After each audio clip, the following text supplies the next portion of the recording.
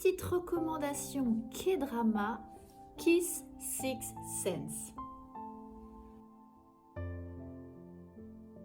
Comme vous pouvez le constater, je suis frigorifiée, je viens d'arriver dans mon bureau et en fait, comme on est plusieurs à le partager, on coupe le chauffage quand on s'en va. Donc là, il doit faire à peu près 8 degrés. On est content. Sense, K-drama, 16 épisodes d'une heure, 1h15. J'ai beaucoup hésité à vous le recommander parce qu'en fait, j'ai adoré les 15 épisodes, je les ai avalés. Par contre, l'épisode 16, qu'est-ce que c'est que ça en fait? C'est quoi cet épisode de merde? Donc bon, je me suis dit que vous seriez assez grand pour vous faire votre avis. Peut-être que vous serez d'accord avec moi que jusqu'au 15e épisode, c'est juste extraordinaire, mais que l'épisode 7, enfin 16, c'est quoi? Ils étaient pressés, il fallait qu'ils finissent, ou alors ils avaient plus d'idées, ils savaient pas comment le finir. Non, parce que s'ils savaient pas comment le finir, il fallait qu'ils me le demandent. Moi, je leur aurais écrit la fin. Elle aurait été, je pense, beaucoup mieux que celle-ci. Allez, petit récap de l'histoire.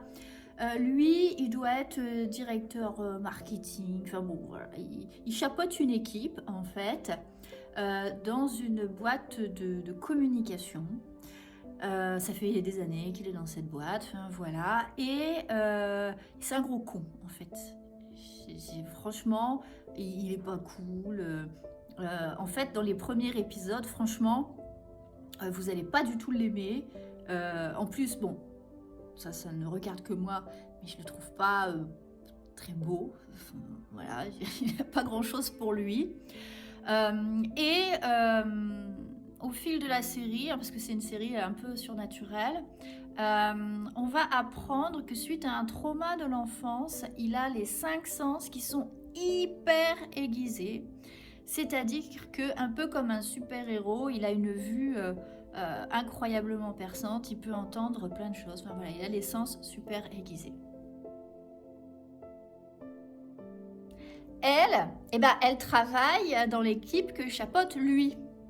Ils s'entendent pas vraiment tous les deux. En même temps, lui, il est tellement con qu'on voit pas comment on pourrait s'entendre avec lui.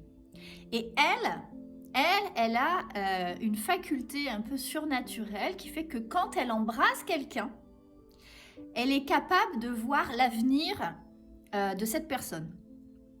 Voilà. Donc, à chaque fois qu'elle embrasse quelqu'un, elle peut voir l'avenir. Et du coup, dans sa vie, ça lui a posé pas mal de problèmes, surtout dans sa vie amoureuse. Parce que du coup, à chaque fois qu'elle embrasse un mec, elle est capable de voir la suite de l'histoire. Et du coup, à chaque fois qu'elle a visualisé la suite de l'histoire, ça se finissait toujours mal. Donc elle est un peu célibataire malgré elle, et elle est un peu en stress d'embrasser les mecs, parce que elle veut pas forcément savoir ce qui va se passer, mais malheureusement elle est obligée de le savoir. Un jour, lui et elle vont se retrouver au même endroit, au même moment, et parce qu'à un moment, bon, elle va perdre l'équilibre ou quoi que ce soit, elle va l'embrasser, mais alors vraiment sans le faire exprès. En fait, on peut même pas appeler ça un kiss. Hein. En fait, ses lèvres vont toucher les siennes. Et là, elle va voir quelque chose. Donc, voilà, quand ses lèvres vont toucher celles de son supérieur, elle va voir une scène qui va la choquer. Elle va se voir, elle, en train de faire l'amour avec lui. Alors vous savez, comme les Coréens sont un peu pudiques hein, dans les scènes, on va dire, de kiss et sexuelles, là c'est sympa, hein. C'est de la belle scène. Bon, vous enflammez pas, hein. On ne voit pas un bout de sein ou quoi que ce soit, mais c'est quand même assez chaud.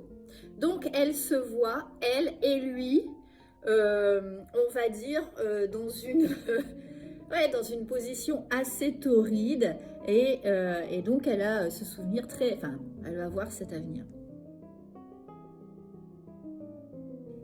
Et donc, à partir du moment où elle va voir ça, elle peut pas y croire, en fait, parce qu'elle peut pas le supporter, lui.